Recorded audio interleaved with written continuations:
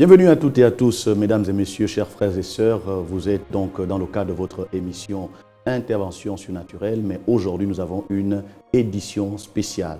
Édition spéciale, vous le comprendrez dans quelques instants, car nous avons sur ce plateau mon mentor, l'homme de Dieu, l'évêque Élisée Pierre Tokombe de la RDC. Et avec lui, nous allons parler d'un certain nombre de choses, notamment son séjour en République gabonaise et la mission, le message que Dieu lui a confié.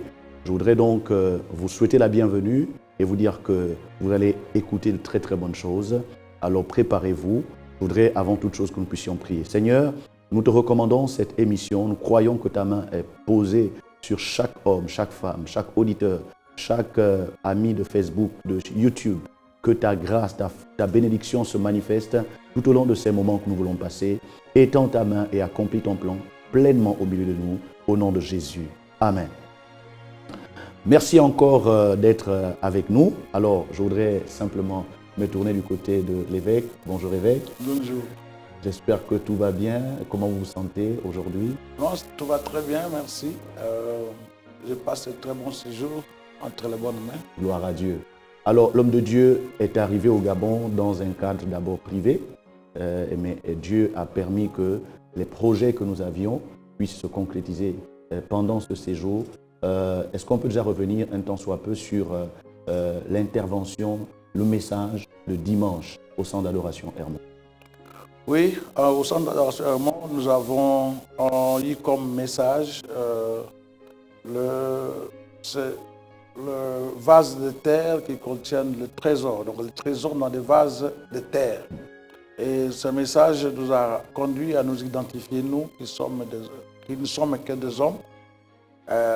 Selon la sagesse de Dieu, Dieu a tiré les hommes de la terre et il a mis son esprit, qui est le plus grand trésor de toute l'humanité, l'esprit de Dieu, dans le vase de terre. Et nous avons pu comprendre que Dieu a voulu ainsi pour que l'homme reste toujours l'adorateur de Dieu et que l'homme toujours s'émerveille de voir ce que Dieu fait au travers de lui, l'homme, pendant qu'il n'est qu'un vase de terre. Donc, nous avons démontré que nous avons intérêt de rester humble, rester simple et permettre à Dieu de prendre toute sa place en nous quand nous avons été créés pour être l'habitation de Dieu. Jésus a dit, je viens faire de vous ma demeure, moi et mon Père. Et il a dit, vous avez été créés pour être le temple du Saint-Esprit. Mais quand on regarde la nature de la personne humaine, dans sa chair, sur le plan physiologique, l'homme n'est que fragile, l'homme n'est que de la terre. Ainsi, Dieu entre dans le vase de terre pour que son expression de Dieu soit totale. Donc, pour dire maintenant aux hommes, attendez-vous, Dieu vous utilisera d'une manière inattendue. Dieu va bientôt faire de plus grandes choses encore si nous lui donnons l'espace, malgré ce que nous sommes. Deuxième chose, c'est de dire aux hommes de ne pas continuer à considérer les hommes sur leurs apparences, mais de découvrir, de détecter, de comprendre à temps que dans chaque homme demeure un grand trésor qui s'appelle Jésus-Christ, celui qui est en nous. Et donc, c'est de l'intérêt de l'homme de vouloir céder la place à Jésus dans son cœur, pour que Jésus habite en nous et que nous qui sommes vus comme des vases de terre, des vases fragiles, que nous soyons forts par celui qui nous fortifie, que nous soyons au-delà de sous-estimation des hommes à cause de la présence de celui qui est le trésor des trésors. Gloire à Dieu. Alors, homme de Dieu, on va revenir sur la notion du trésor, justement, puisque nous aurons compris que le trésor dont il est question ici, c'est Jésus-Christ lui-même. Mais il se trouve que, parmi les téléspectateurs, beaucoup ont la même question. Il se trouve que parfois, en tant que chrétien, on se demande pourquoi, et pourtant j'ai accepté le Seigneur, je suis né de nouveau, pourquoi est-ce que je ne vis pas la gloire de Dieu? Pourquoi je ne vois pas les bénédictions? Pourquoi Dieu ne m'utilise pas? En fait, qu'est-ce qui empêche que nous puissions manifester cette gloire, ce trésor, qui pourtant est déjà dans notre vie, d'après, n'est-ce pas, que vous nous avez enseigné ce dimanche? Oui, Parce que cette gloire ne se manifeste pas. La première raison simple, c'est parce que nous, des vases dans lesquels cette gloire est logée, nous ne donnons pas encore assez d'espace à cette gloire. L'homme qui veut prendre la place de Dieu, Dieu ne l'utilisera jamais. Parce que nous sommes des vases pour être utilisés. Ça, c'est une des raisons simples. Mais aussi le style et la qualité de vie que nous sommes en train de mener. Dieu nous a créés pour qu'il manifeste sa gloire en nous. Déjà, comme on dit, celui qui a Jésus-Christ en lui, c'est l'espérance de la gloire. Parce que Dieu ne vit que dans la gloire.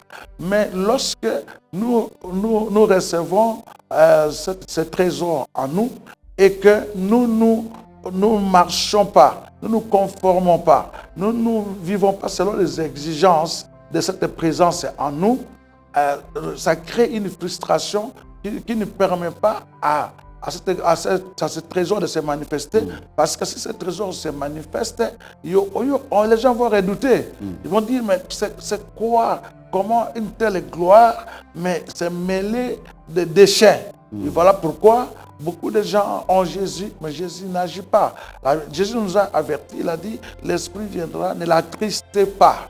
Il y a des choses qui attristent le Saint-Esprit. Chers frères et sœurs, chers amis, nous sommes en train de suivre l'émission Intervention surnaturelle. Et dans le cadre de ce numéro spécial, nous recevons l'évêque Élisée Pierre Tokombé de la RDC. Homme de Dieu, gardez votre pensée. Vous avez utilisé une image pour nous faire comprendre ce message dimanche. C'était l'image des vases qui, à la base, étaient utilisés pour se laver les mains, donc on va dire souillés, sales.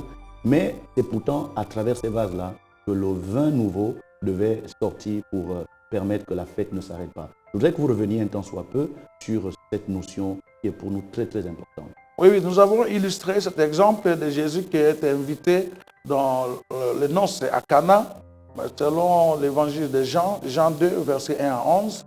Et Jésus était là, Marie aussi était là, avec quelques disciples au début. Jésus jusque-là n'a jamais fait un miracle. Il est parti, c'est le début de son ministère. Alors, lorsqu'il arrive là-bas, d'usage en Israël, ils ont toujours, dans chaque fête, chaque maison d'accueil, des vases qui sont réservés à l'entrée de la porte pour que les invités, les convives, puissent se purifier et spirituellement et physiquement. Nettoyer les mains, les pieds, tout ça. On peut lire ça aussi dans Marc 7, verset 3. Maintenant, ces vases-là, c'est ce qu'on appelle des vases d'usage vil, pour seulement recueillir les saletés, recueillir des souillures des hommes. Alors ces vases sont dehors, ils n'ont pas le droit d'être parmi les vases d'honneur qui sont remplis de vin dedans et qui servent à la fête. Ils ne servent que pour des usages vils, nettoyés. Mais lorsque le vin a manqué, Marie s'est levée, et elle qui avait la révélation de Jésus, qui connaissait qui était Jésus dans la fête, elle est venue dire à Jésus, le vin a manqué. Bien-aimé, quand quelque chose manque dans la vie, sachez que vous avez besoin d'un intercesseur, vous avez besoin de la place de Jésus pour combler ce vide. Alors, Marie a dit aux ouvriers qui étaient auprès de Jésus, il a dit, faites ce qu'il vous dira de faire. Donc, nous devons avoir de l'obéissance absolue. On n'a pas besoin de naviguer avec Jésus, de réfléchir avec lui, parce que c'est lui qui est le créateur, c'est lui qui est ce vase d'honneur de cette fête-là réellement. Et quand Jésus sort avec les ouvriers, il trouva 6 vases qui étaient des vases de lavement des mains pour purifier les Juifs. Et il leur dit, prenez ces vases et remplissez d'eau. Ils ont commencé à remplir d'eau, ils ne comprenaient pas parce que Marie leur a dit, faites ce qu'il vous dira de faire. Alors, une fois le vase est rempli, tel que c'est écrit dans la Bible, rempli, il dit maintenant puisez et prenez, goûtez qu'est-ce qu'il y a dedans. Lorsqu'ils ont puisé, sachant que ce sont des vases qui recueillaient de souillure, mais maintenant, Jésus leur a donné l'ordre de goûter. Ils n'ont pas hésité, ils n'ont pas trouvé ignoble de goûter. Ils ont bu, ils ont dit c'est le meilleur vin. Jésus a dit maintenant, prenez ces vases, faites-les entrer dans la fête. Cet aspect est très important de Dieu parce que lorsqu'on lit les écrits de l'apôtre Paul, il nous dit, ne vous enivrez pas de vin, c'est de la débauche, mais soyez au contraire remplis du Saint-Esprit. Et l'une des choses qui attire notre attention dans cette histoire, c'est que Jésus n'a pas demandé qu'on lave d'abord les vases, qu'on fasse d'abord une désinfection, puisque sur le plan médical, on peut démontrer qu'il y avait beaucoup de bactéries à l'intérieur. Mais il demande simplement qu'on remplisse d'eau ces vases. Est-ce à dire, homme de Dieu, que finalement, tout ce dont nous avons besoin, c'est juste la plénitude et que tout ce qui a comme souillure, Dieu s'en charge? Qu'est-ce qui se passe concrètement sur le terrain si quelqu'un veut être une source de bénédiction alors qu'il a encore en lui des souillures? Concrètement. La première des choses, c'est l'image que nous avons toujours par rapport à l'eau, c'est la parole de Dieu. Alors, quand on dit remplissez d'eau ces vases, il faut que les gens qui vont être utilisés surnaturellement soient des gens remplis de la parole de Dieu. Amen. C'est la première des choses. Dieu ne crée rien sans sa parole. La Bible dit au commencement était la parole, tout a été créé par la parole. La Bible dit dans Genèse 1, et Dieu dit que la lumière soit. Donc il faut que la parole soit remplie. Donc tout celui qui doit être utilisé surnaturellement ne peut pas regarder son origine, d'où il sort, comment il a utilisé sa vie. Le plus important, qu'il soit rempli de la parole. Cette parole de Dieu corrige elle-même. Cette parole de Dieu sanctifie même. La Bible dit tout est sanctifié par la prière et par la parole. Donc, lorsque vous mangez les rouleaux, en les mangeant, vous allez voir que les rouleaux est amer, mais quand ça entre dans le ventre, c'est devenu du miel. Donc, au fait, c'est le contraire. C'est pour dire que nous avons d'abord le premier contact qui produira le surnaturel dans les hommes inutiles, de vauriens, des gens qui ont vécu dans des débauches de choses, c'est la parole de Dieu. Un numéro spécial, mesdames et messieurs, chers frères et sœurs dans le Seigneur. Dans le cadre de votre émission Intervention surnaturelle, nous recevons l'évêque Élisée Pierre Tokombe de Kinshasa, en République démocratique du Congo. C'est mon mentor, c'est mon père, c'est mon coach, c'est quelqu'un qui est un intercesseur et qui me conseille tous les jours, qui m'oriente et qui m'accompagne dans tous mes combats dans le ministère. Je voudrais, par rapport à ce qu'il est en train de dire, vous rappeler ce que l'apôtre Paul nous dit dans les Épîtres quand il rappelle que toute écriture est inspirée de Dieu et utile pour corriger, pour enseigner, pour que l'homme de Dieu soit un homme fait et propre à toute bonne œuvre. Donc nous comprenons que cette parole dont nous devons être remplis, c'est elle qui va nous corriger, c'est elle qui va nous laver, c'est elle qui va nous redresser, c'est même elle qui va modifier notre attitude et notre mentalité. Parce que quand on voit l'histoire de Gédéon, il n'était pas convaincu que Dieu peut l'utiliser à cause de ses faiblesses et de ses manquements. Mais la parole a fait son travail et Gédéon est devenu l'instrument de Dieu. J'aimerais, homme de Dieu, que nous revenions maintenant sur la deuxième journée au cours de laquelle vous nous avez enseigné même vraiment des mystères. J'aimerais qu'on revienne sur la notion de revêtement avec la différence de la plénitude. Parce qu'on a bien compris qu'il faut être plein de la parole pour que Dieu nous lave et nous équipe pour que sa gloire se manifeste. Mais la différence entre la plénitude et le revêtement, homme de Dieu, pour ceux qui nous suivent maintenant. Oui, la différence entre la plénitude et le revêtement, c'est que le vase que nous sommes, les hommes, nous avons été créés avec un creux, avec un vide en nous pour être remplis. C'est comme ça que nous devons comprendre, parce que lorsque l'esprit entre en nous, il faut qu'il y ait de l'espace. Et donc, ça, c'est spirituel. Et donc, comme nous avons un vide à remplir, comme le creux d'un vase, il faut remplir ce vide-là pour qu'il y ait l'équilibre, pour que c'est pourquoi le vase a été créé se manifeste. Donc, il faut être rempli du Saint-Esprit. La Bible dit dans Matthieu 4, verset 1, Jésus était rempli du Saint-Esprit après le baptême. Je peux dire quelque chose peut-être d'insolite, parce qu'on dit seulement, c'est après le baptême que Jésus fut rempli du Saint-Esprit. Alors dès qu'il fut rempli du Saint-Esprit, il fut conduit au désert.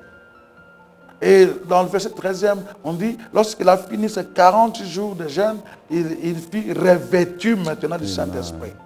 Il y a donc 3 étapes. Il y a une étape où on peut avoir l'esprit en soi, mais on n'est pas rempli. On n'est pas rempli. Et là, vous allez voir que vous avez une vie spirituelle à demi.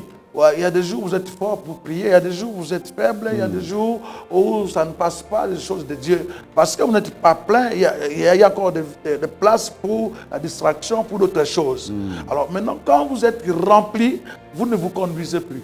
C'est l'esprit que vous conduit. Jésus fut conduit au désert. Amen. Alors quand il fut conduit au désert, étant rempli, maintenant la plénitude, c'est pour se conduire, se maintenir, avoir l'énergie nécessaire pour être un enfant de Dieu. Amen. Ce n'est pas pour autre chose. Ça veut dire que celui qui est rempli de l'esprit est capable de résister à tous les assauts du diable, les tentations, les problèmes. Jésus étant rempli de cet esprit, le diable a tout fait, il ne l'a pas eu.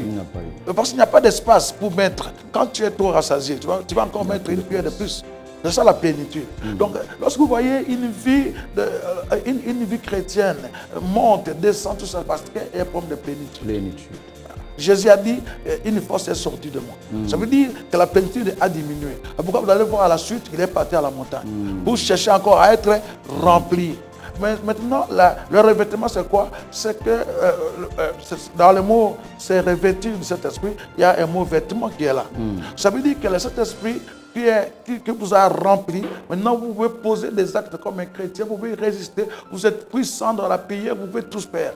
Mais lorsque cela bouillonne davantage, l'esprit va continuer à se déverser sur vous et il n'y a plus de place et cet esprit commence à se déverser. Prenez l'image de l'eau qu'on met dans un verre et quand le verre est rempli, il y a un déversement, ça déborde. Et ce déversement extérieur va faire revêtir le verre de l'eau partout. Et c'est cette eau-là qui est ministérielle. C'est ça qui est revêtu, c'est ça qu'on fait le ministère avec. Je rappelle à tous nos auditeurs que vous pouvez poser des questions, vous pouvez, n'est-ce pas, présenter vos préoccupations à travers un numéro WhatsApp, c'est le plus 241 62 426 46 68. Plus 241 62 426 46 68. Nous revenons vers l'homme de Dieu et là, nous allons vraiment essayer de nous jeter en plein dans la pensée de Dieu pour l'Église du Gabon en général et le centre d'adoration dont Dieu vous a fait porteur d'un message au cours de ce voyage. Qu'est-ce que nous pouvons retenir sur la pensée de Dieu pour la nation? Qu'est-ce que le ciel dit et qu'est-ce que Dieu attend du centre d'adoration? Pour la nation gabonaise, j'aimerais dire sincèrement la pensée de Dieu. C'est qu'il y a, comme dit 1 Roi 18, verset 44 et suivant, il y a un petit nuage qui annonce déjà la pluie. Amen. Il y a une grande pluie et dans Hébreux 7, verset 12, 13, 14, la Bible dit que le sacerdoce a changé. C'est un peu compliqué, mais je le dis à haute voix. L'Église du Gabon et tous les peuples gabonais attendez-vous à un changement radical. Le sacerdoce a changé, c'est annoncé. La pluie va bientôt se déverser et à partir de Hermon. Je suis un homme de Dieu, je suis venu annoncer cette chose. Donc chacun doit pouvoir prendre conscience que le temps que nous allons bientôt traverser, ça sera un temps de bouleversement où il y aura une pluie de réveil. Alors chacun de nous doit, dans l'Église, chercher à être rempli et à être revêtu. Ceux qui ne seront pas revêtus, c'est comme Jésus a dit, attendez que l'Esprit vienne, il va vous remplir et il va vous revêtir de la puissance et vous serez mes témoins. Donc le temps est arrivé où l'Église du Gabon doit revenir aux fondamentaux. Les fondamentaux de l'Église, c'est le Saint-Esprit. Les fondamentaux, ce sont les enseignements vrais. Il faut revenir à la doctrine, aux enseignements de Jésus-Christ, parce que bientôt, c'est lui qui ne sera pas en harmonie avec ses fondamentaux. Il restera en retard. Vous voyez, dans l'image de ce que nous avons vu, les vases qui étaient à l'extérieur étaient remplis. C'est comme ça que ces vases ont vu une transformation de l'eau en vin. Et on les a fait entrer. Maintenant, ma question, c'est que les vases qui étaient dedans et qui étaient vidés déjà, quel était leur ressort? C'est de sortir dehors. Faire la place. Si vous ne voulez pas la plénitude de le revêtement, vous céderez la place bientôt à une nouvelle génération. Amen. Il y a une nouvelle génération qui arrive. Amen. Bientôt. Il y a une pomme de main qui est déjà levée à l'Orient. Et là-bas, bientôt, il y aura des nuages. Soyez remplis. Enseignez la vraie doctrine. Revenez à la recherche et à la soif de la plénitude du Saint-Esprit. Il va bientôt se déverser sur les jeunes gens. Papa, nous voyons un aspect dans ce que vous dites sur le petit nuage qui annonce la pluie, mais nous voyons que Élie s'est adressé à Akab pour annoncer cette pluie et il demande à Akab d'aller manger et boire, mais lui, au lieu d'aller manger et boire, il est allé prier. Alors, le monde, la population gabonaise, quelle doit être son attitude et quelle est l'attitude de l'Église, puisqu'apparemment il y a une pluie qui se prépare, c'est-à-dire la pluie du réveil, de la bénédiction, dans une autre dimension des signes de bénédiction. Oui, mais parce que le peuple doit se préparer à cette pluie. Quand il y a la pluie, il faut préparer les récipients. C'est le cœur. C'est la même chose quand Jésus venait. Il avait envoyé les messages déjà par Jean-Baptiste. Ceux qui n'étaient pas préparés, ils n'ont pas. Vous devez sortir de tous les canevas avant. Parce que ce qui arrive est plus fort que ce qui a été déjà. Sortez des caniveaux, sortez des grands noms que vous avez connus. Bientôt, ça ne sera pas ça. Bientôt, c'est ceux qui sont avertis, ceux qui sont des vases simples, qui ne sont pas comptés et qui sont dehors, qui sont en train d'être remplis. Maintenant que nous parlons, ils sont en train d'être remplis en secret. Vous voyez, pendant qu'il n'y avait plus la fête, il n'y a plus le réveil au Gabon. Bientôt, ça arrive. Mais ceux qui sont en train d'être remplis ne sont pas encore comptés. Ils sont très peu. Alors, préparez-vous à recevoir quelque chose que vous n'avez jamais vu. Et je le dis, le Seigneur m'a dit de venir dire, si vous êtes humble, moi j'aime l'attitude de la Bible. Ce docteur qu'on appelle Nicodème est venu voir Jésus la nuit, il a dit, mais ce qui se fait avec toi, si ce n'est pas Dieu, c'est impossible. Et nous savons ça malgré nos doctrines. Toi, tu es un docteur venu de Dieu. Je n'ai pas tout le monde à venir à Hermon. Ce n'est pas parce que je suis un intercesseur pour Hermon, mais parce que j'ai la révélation. Venez trouver l'homme de Dieu, Alphonse Ngimba, le jour ou la nuit. N'ayez pas honte. Parce que le Seigneur nous a dit, il commencera bientôt ses réveils à partir de Hermon, centre d'adoration Hermon. Amen. Venez, il vous donne le programme, prenez son numéro, venez parler. Homme de Dieu, n'ayez pas honte. Amen. N'ayez pas honte. Il y a des grâces que nous avons de la part de Dieu, mais il y a des grâces que nous n'aurons jamais de la part de Dieu. Revenez sur ça, homme de Dieu, parce qu'effectivement, aujourd'hui, on a beaucoup d'appels, même dans la jeune génération. Ah, homme de Dieu, Dieu m'appelle, Dieu m'appelle, Dieu m'appelle. Et puis, malheureusement, après quelque temps, la personne s'éteint. Vous avez dit quelque chose. Quand Dieu appelle, il donne 50%, mais les autres 50%, voilà. C'est la connexion. Voilà, c'est ça. C'est pour ça que j'ai commencé à dire ça. Dieu ne donne jamais à un appelé 100%. Il y a 50% des ministères qu'il a mis en vous. Je donne un exemple. Quelqu'un peut avoir le ministère de la prophétie ou le ministère de la délivrance. C'est ça son appel de base. Mais si vous voulez amplifier, si vous voulez, Dieu aime les curieux et les chercheurs. Il a dit demander, vous sera donné. Cherchez.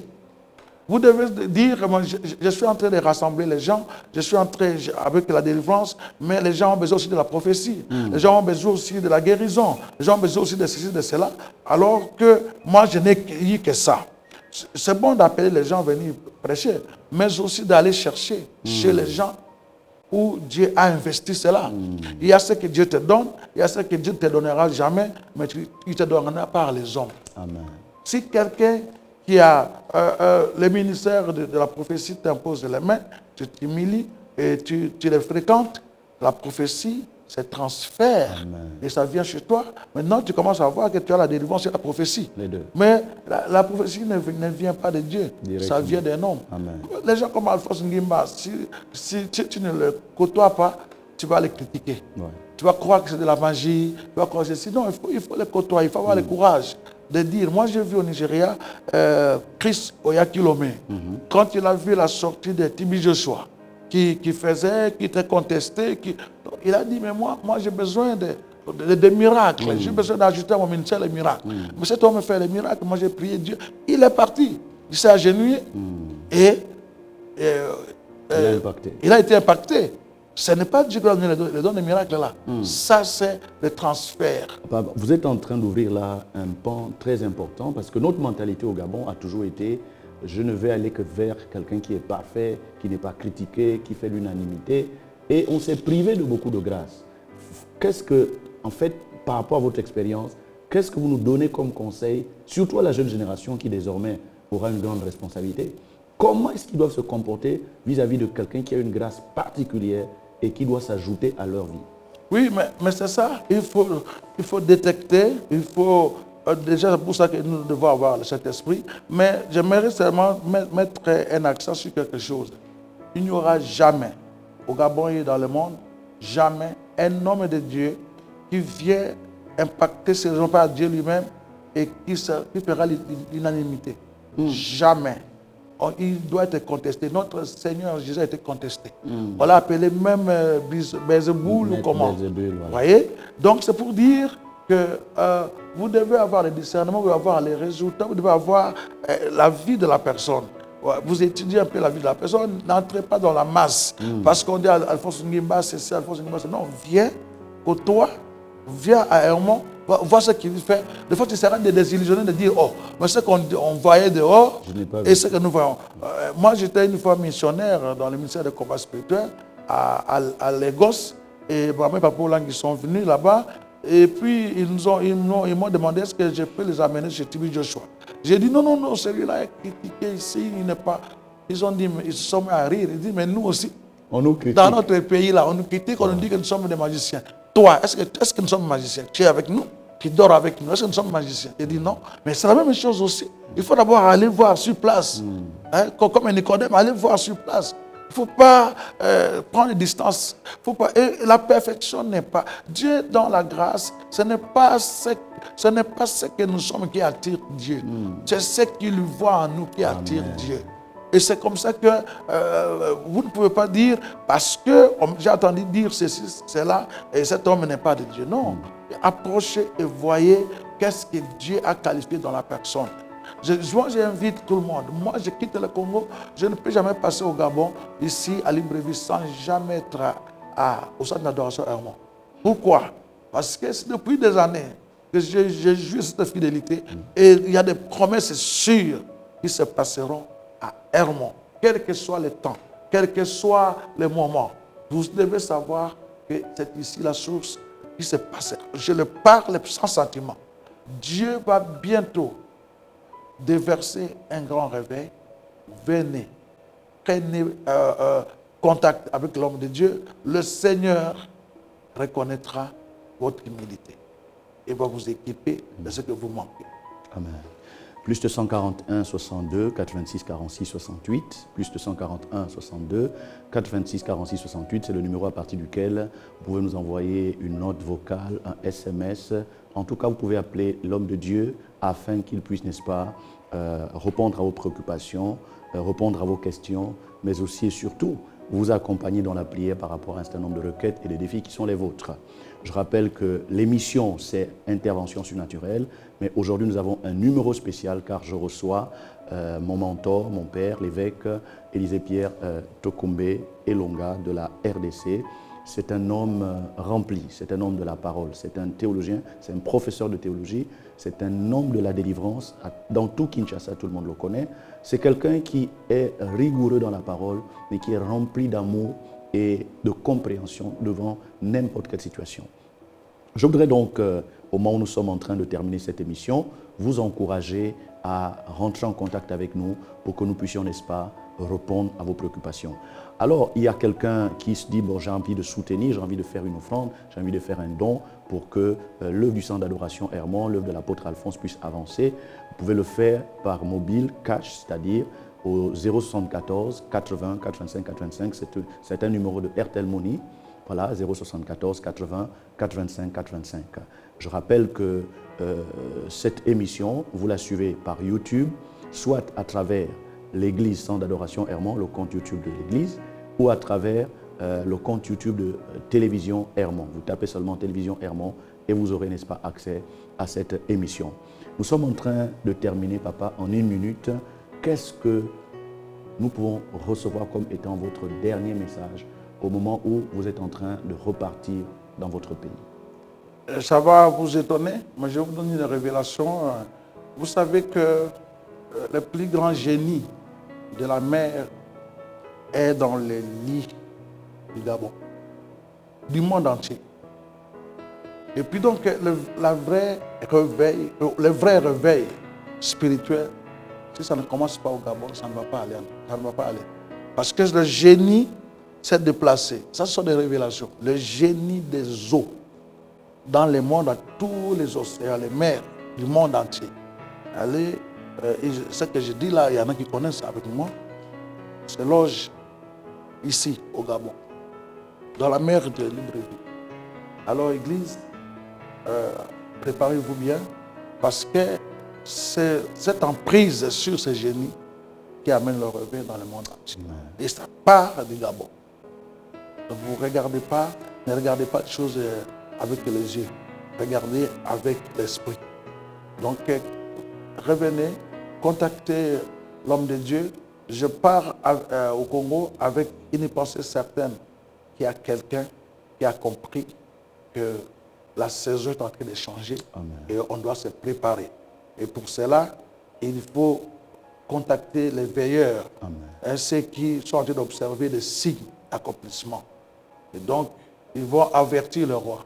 Moi, je voudrais que le roi comprenne, je voudrais qu'Akab comprenne qu'il y aura bientôt la pluie. Il doit écouter les instructions. Ça sera une vague. Ça ne va pas épargner quelqu'un. Il n'y a pas une couche, il n'y a pas une manière. Non, tout le monde sera emporté. Mais écoutez les instructions par qui Dieu passera bientôt. Papa, une prière pour tous ceux qui sont en train de nous suivre. Père de grâce, le Dieu d'Abraham, Isaac et Jacob, le Dieu de la Bible, le Dieu de la mission, je te rends grâce pour tous ceux qui nous ont suivis et qui nous suivront. Que tout celui qui se pose des questions, que tout celui qui a des problèmes, qui est troublé, que tout celui qui se sent être sous les pieds des murs, qui est coincé, Seigneur, que tu étendes à cause de ton amour, ta main puissante. Seigneur, je bénis tous ceux qui vont s'humilier comme un Nicodème pour venir voir ton serviteur. Que toute personne puisse dire, comme la reine de Saba, on est parti, on n'a jamais vu un homme parler comme cet homme. Seigneur, bénis le Gabon, bénis les autorités politiques et administratives, bénis l'armée, bénis la police, bénis tous les services étatiques que le Gabon, que tu vas bientôt utiliser pour le réveil du monde, pour saisir cette opportunité. Que toutes les églises soient de plus en plus unies et qu'ils puissent laisser derrière tout ce qui les divise, les intérêts individualistes. Seigneur, bénis ton serviteur, apôtre Alphonse Ngimba et toute sa corporation et tous ses enfants. Que le centre d'adoration Hermon soit cette lance que tu vas bientôt utiliser dans le Gabon et dans le monde entier, au nom de Jésus-Christ. Amen. Amen. Merci à toutes et à tous de nous avoir suivis. Cette émission est à présent terminée. À la prochaine. Shalom. Shalom.